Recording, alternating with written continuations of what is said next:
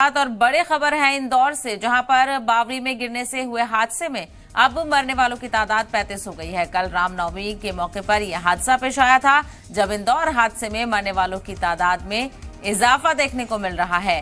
हादसे में 35 अफराद की मौत की खबर है, तो वहीं कई लोग जख्मी बताए जा रहे हैं। कल रामनवमी के दिन मंदिर के पास बावड़ी में गिरने से यह हादसा पेश आया था। महलुकीन के घर वालों को 5-5 लाख रुपए मुआवजा देने का ऐलान किया गया है सरकार की जानिब से। तो वहीं बड़ी तादाद में अकीदतमंद यहां पर दर्शन करने के लिए पहुंचे थे और अचानक ये बावड़ी धंस गई। यानी जो नीचे बावड़ी थी, जो कुआं था, उसके ऊपर स्लैब बनाया गया था। स्लैब बनाने के बाद उस पर शिवलिंग स्थापित किया गया था।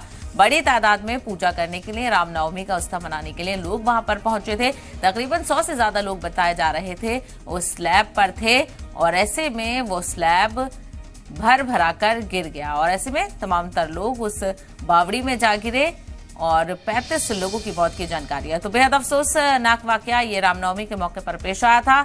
लगातार रेस्क्यू ऑपरेशन देखने को मिल रहा है, तो वहीं फौज ने अब रेस्क्यू ऑपरेशन संभाल लिया है। लेकिन अफसोसनाक जानकारी यह है कि अब तक 35 लोगों की मौत हो चुकी है। लोगों में अफरा तफरी का माहौल, बेचैनी, और लोग अपने लोगों को ढूंढने के लिए बिलखते हुए नजर आ रहे हैं।